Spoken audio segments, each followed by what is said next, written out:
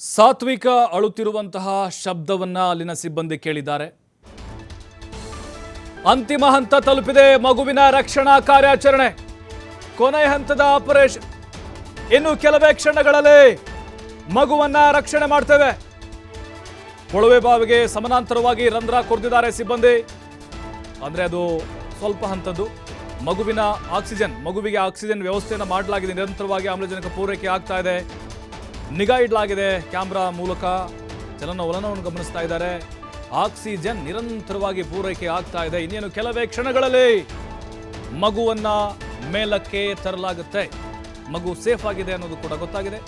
ಅಳುವ ಶಬ್ದ ಕೂಡ ಕೇಳಿಸ್ತಾ ಇದೆ ಇಲ್ಲಿನ ಸಿಬ್ಬಂದಿಗೆ, ಕೆಳಗಡೆ ಇರುವಂತಹ ಕಾರ್ಯಾಚರಣೆ ಮಾಡ್ತಿರುವಂತಹ ಸಿಬ್ಬಂದಿಗೆ. ಹಾಗಾಗಿ ಈಗ ಒಂದು ಅರ್ಧ ಗಂಟೆ ಅಥವಾ 1 ಗಂಟೆ ಅಂತ ಅನ್ಕೊಳ್ಳೋಣ.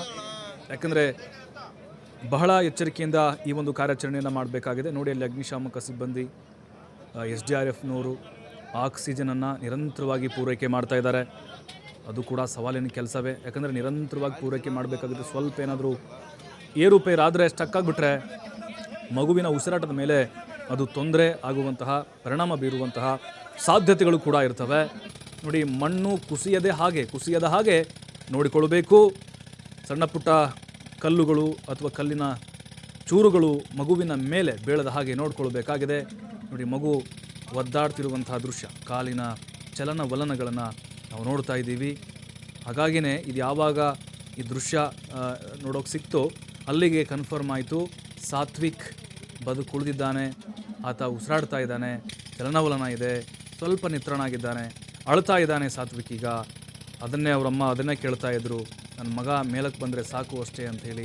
ಹಾಗಾಗಿ ಈಗ ಇಡೀ ಗ್ರಾಮಸ್ಥರು ಪೂಜೆ ಪುನಸ್ಕಾರಗಳನ್ನು ಮಾಡ್ತಿದ್ದಾರೆ, ದೇವರ ಮೊರೆ ಹೋಗ್ತಿದ್ದಾರೆ.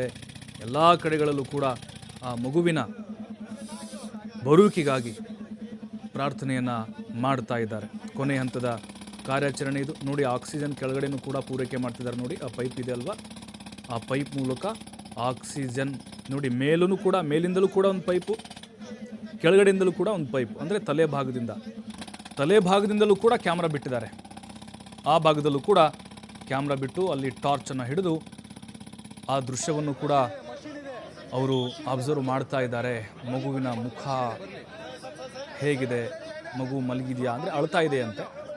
ಮಗುವಲ್ಲಿ ಸಣ್ಣ ಪುಟ್ಟ ಗಾಯಗಳು ಏನಾದರೂ ಆಗಿರಬಹುದಾ, ಯಾವ ಥರದಲ್ಲಿ ಅದು ಸಿಕ್ಕಾಕೊಂಡಿದೆ ಮಗು, ಅದನ್ನು ಹೇಗೆ ಸೇಫಾಗಿ ಎಳ್ಕೊಳ್ಬೋದು, ತಲೆ ಹಿಡಿದು ಎಳ್ಕೊಳ್ಬಹುದಾ, ಅಥವಾ ಅಲ್ಲಿ ಏನಾದರೂ ಕಷ್ಟದಾಯಕವಾಗ್ಬೋದಾ ಅಂತ. ನೋಡಿ, ಅಲ್ಲೇನಾದರೂ ಇಕ್ಕಟ್ಟಿತ್ತು ಅಂತ ಹೇಳಿದ್ರೆ ಮತ್ತೆ ಅವರು ರಂಧ್ರ ಕೊರಿಬೇಕಾಗುತ್ತೆ. ಸಲೀಸಾಗಿ ಅಲ್ಲಿ ಬಿಟ್ಟಿದ್ದಾರೆ ಕೆಳಗಡೆ. ಮಗು ಬಿದ್ದರೂ ಕೂಡ ಮೇಲಿಂದ, ಈಗ ತಲೆ ಕೆಳಗಾಗಿ ಬಿದ್ದಿದೆ, ಅದು ತಲೆ ಹಚ್ಚಿ ಬಿದ್ದರೂ ಕೂಡ ಅಲ್ಲಿ ದಿಂಬಿದೆ, ಏನೂ ಆಗದೇ ಇರಲಿ ಅಂಥೇಳಿ. ಆದರೆ ಅಲ್ಲೇನಾದರೂ ಆ ಮಗು ಸಿಲುಕಿರುವಂತಹ ಪ್ರದೇಶ ಏನಿದೆ, ಕೊಳವೆ ಬಾವಿ, ಅಲ್ಲಿ ಇಕ್ಕಟ್ಟು ಅಷ್ಟೇ ಜಾಗ ಇತ್ತು. ಅದನ್ನೂ ಕೂಡ ಇಕ್ಕಟ್ಟಿಗೆ ಏನಾದರೂ ದಾರಿ ಮಾಡಿಕೊಡುತ್ತೆ ಅಂತ ಹೇಳಿದ್ರೆ ಮತ್ತೆ ಕಾರ್ಯಾಚರಣೆಗೆ ಸ್ವಲ್ಪ ಟೈಮ್ ಹಿಡ್ಕೊಳ್ಬೋದು. ಇನ್ನು ಎಲ್ಲ ರೀತಿಯಾದಂತಹ ವೈದ್ಯಕೀಯ ವ್ಯವಸ್ಥೆಗಳನ್ನು ಕೂಡ ಸಿಬ್ಬಂದಿಗಳು ಮಾಡಿಕೊಂಡಿದ್ದಾರೆ. ಆ್ಯಂಬ್ಯುಲೆನ್ಸ್ ರೆಡಿ ಇದೆ. ಪ್ರಾಥಮಿಕ ಚಿಕಿತ್ಸೆ ಕೂಡ ವ್ಯವಸ್ಥೆಯನ್ನು ಮಾಡಿಕೊಂಡಿದ್ದಾರೆ. ಪಲ್ಸ್ ರೇಟು, ಆಕ್ಸಿಜನ್ ಎಲ್ಲವನ್ನೂ ಕೂಡ ನೋಡಿಕೊಂಡು ಮಗುವಿನ ಆರೈಕೆಯನ್ನು ಮಾಡಲಾಗುತ್ತೆ. ನಿಜಕ್ಕೂ ಪವಾಡ ಸದೃಶವಾಗಿ ಸಾತ್ವಿಕ್ ಸೇಫ್ ಆಗಿದ್ದಾನೆ. ಆದಷ್ಟು ಬೇಗ ಆತನನ್ನು ಮೇಲಕ್ಕೆ ಕರೆತರಲಾಗುತ್ತೆ. ಲಚಾಣ ಅನ್ನುವಂಥ ಗ್ರಾಮ ವಿಜಯಪುರದ ಜಿಲ್ಲೆಯ ಇಂಡಿ ತಾಲೂಕಿನಲ್ಲಿ ಬರುತ್ತೆ. ಈ ಗ್ರಾಮದಲ್ಲಿ ನಡೆದಿರುವಂತಹ ಒಂದು ದುರಂತ ಇದು. ನಿರಂತರವಾಗಿ ಕ್ಯಾಮರಾಗಳ ಮೂಲಕ ಅಬ್ಸರ್ವ್ ಮಾಡಲಾಗ್ತಾ ಇದೆ. ನೋಡಿ, ಲಾಸ್ಟ್ ಹಂತದ ಅಗಿತಾ ಇದ್ದಾರೆ. ನೋಡಿ, ಕೊನೆ ಹಂತದ ಕಾರ್ಯಾಚರಣೆ ಇದು. ಮಗು ಇರುವಂತಹ ಪಾಯಿಂಟ್ ತಲುಪಿದ್ದಾರೆ ಸಿಬ್ಬಂದಿ. ಸಿದ್ದಪ್ಪ ಇದ್ದಾರೆ ನೇರ ಸಂಪರ್ಕದಲ್ಲಿ. ಸಿದ್ದಪ್ಪ, ಕೊನೆ ಹಂತದ ಕಾರ್ಯಾಚರಣೆ ಹೇಗೆ ಸಾಗ್ತಾ ಇದೆ? ಇನ್ನೆಷ್ಟೊತ್ತಲ್ಲಿ ಮಗು ಆಚೆ ತರಬಹುದು? ಕೊನೆ ಹಂತದ ಒಂದು ಅರ್ಧ ಗಂಟೆ ಯಾವ ರೀತಿ ಸವಾಲಾಗಿರುತ್ತೆ ಅಲ್ಲಿನ ಸಿಬ್ಬಂದಿಗಳಿಗೆ?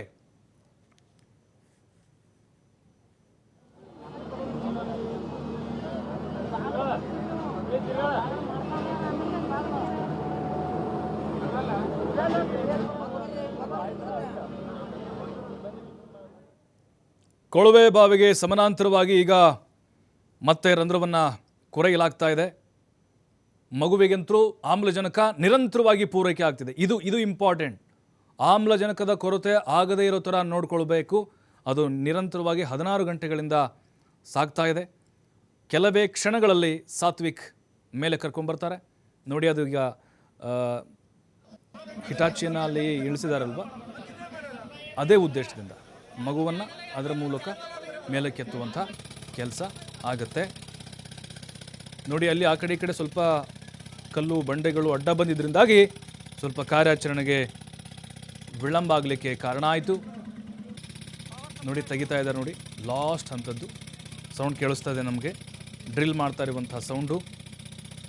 ಕಲ್ಲು ಸ್ವಲ್ಪ ಅಲ್ಲಿರೋದ್ರಿಂದಾಗಿ ಅಡ್ಡ ಬರ್ತಾ ಇದೆ. ಅದು ಇಲ್ಲದೇ ಇದ್ದಿದ್ರೆ ಸಾತ್ವಿಕ್ನ ಆಲ್ರೆಡಿ ಮೇಲೆ ಕೆತ್ಬಿಡೋರು. ಅದೇ ಪಾಯಿಂಟು ಆ ಸಾತ್ವಿಕ ಸಿಲುಕಿಕೊಂಡಿರುವಂತಹದ್ದಕ್ಕಿಂತ ಕೆಳಗಡೆನೆ, ಅದಕ್ಕಿಂತ ಕೆಳಗಡೆನೆ ಮತ್ತೆ ಸಂಪರ್ಕದಲ್ಲಿದ್ದಾರೆ ಸಿದ್ದಪ್ಪ. ಕೊನೆ ಹಂತದ ಕಾರ್ಯಾಚರಣೆ ಇದು. ಎಷ್ಟೊತ್ತಿಗೆ ಸಾತ್ವಿಕ್ನ ಮೇಲೆ ತರಲಾಗುತ್ತೆ? ಅಳುವಂಥ ಶಬ್ದ ಕೇಳಿಸ್ತಾ ಇದೆ ಅಂತೆ, ಅಡ್ಡಲಾಗಿ ರಂಧ್ರ ಕುರಿಯುವಂಥ ಆ ಒಂದು ಕೆಲಸ ಹೇಗಿರುತ್ತೆ? ಇನ್ನು ಎಷ್ಟೊತ್ತು ಆಗ್ಬೋದು?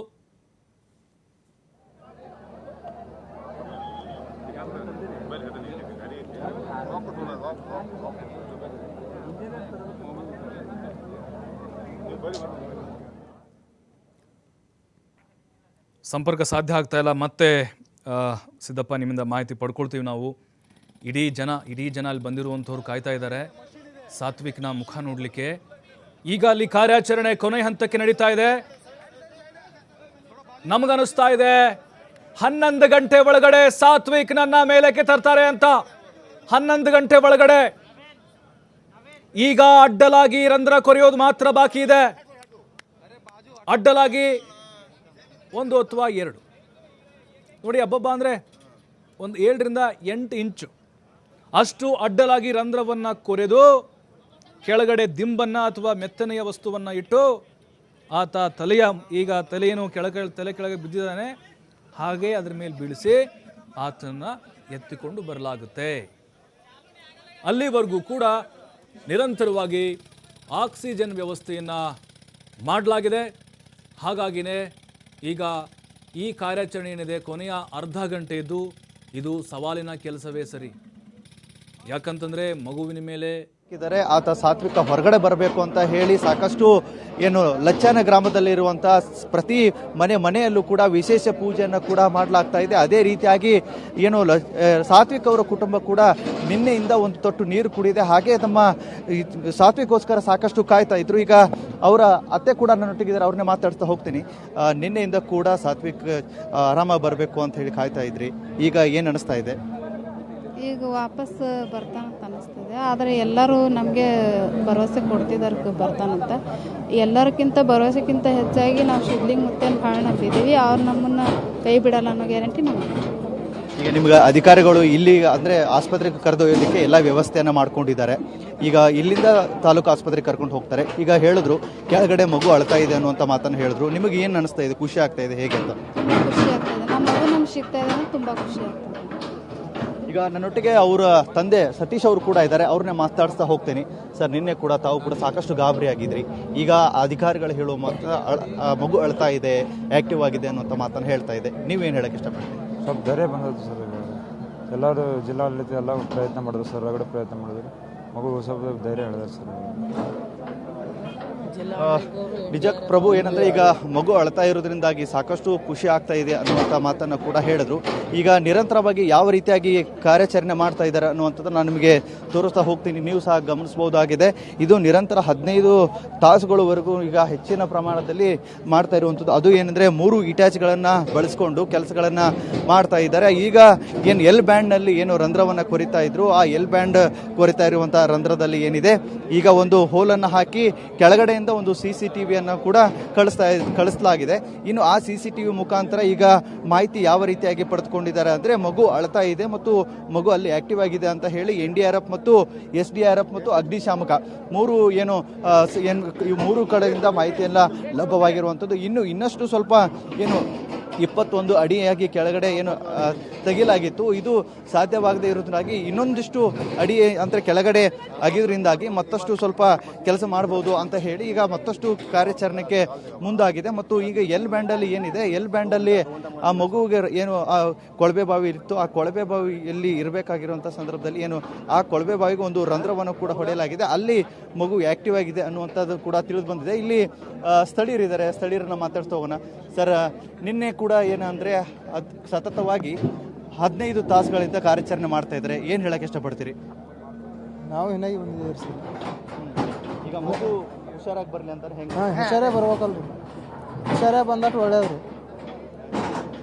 ಇನ್ನು ಸ್ಥಳೀಯರು ಕೂಡ ಸಾಕಷ್ಟು ಮಾತನ್ನು ಹೇಳ್ತಾ ಇರುವಂಥದ್ದು ಪ್ರಭು, ಏನಂದ್ರೆ ಮಗು ಆದಷ್ಟು ಬೇಗ ಹುಷಾರಾಗಿ ಬರಬೇಕು ಅನ್ನುವಂಥ ಮಾತನ್ನು ಕೂಡ, ಮತ್ತು ನಿರಂತರವಾಗಿ ಅಧಿಕಾರಿಗಳು ಮತ್ತು ಜಿಲ್ಲಾ ಆಡಳಿತ ಕೂಡ ಇಲ್ಲಿ ಸ್ಥಳದಲ್ಲಿರೋದ್ರಿಂದಾಗಿ ಸಾಕಷ್ಟು ಕಾರ್ಯಾಚರಣೆಯನ್ನು ಕೂಡ ಮಾಡ್ತಾ ಇದ್ದಾರೆ. ಈಗಾಗಲೇ ನೀವು ಗಮನಿಸಬಹುದಾಗಿದೆ, ಏನು ನಿನ್ನೆ ಸಂಜೆ 6 ಗಂಟೆಯಿಂದ ಕೂಡ ಇಂಡಿ ಮತ್ತು ಏನು ಈ ಭಾಗದಲ್ಲಿ ಇರುವಂಥ ಜನ ಏನಿದ್ದಾರೆ ಇದೇ ರೀತಿಯಾಗಿ ನಿಂತು ಆ ಮಗುವನ್ನು ಯಾವಾಗ ಹೊರಗಡೆ ತೆಗಿತಾರೆ ಅಂತ ಹೇಳಿ ಸಾಕಷ್ಟು ಕಾಯ್ತಾ ಇದ್ದಾರೆ. ಈಗ ನನ್ನೊಟ್ಟಿಗೆ ಇಲ್ಲಿ ಅನೇಕ ಹಿರಿಯರು ಕೂಡ ಇದ್ದಾರೆ, ಅವ್ರನ್ನೇ ಮಾತಾಡ್ಸೋಣ.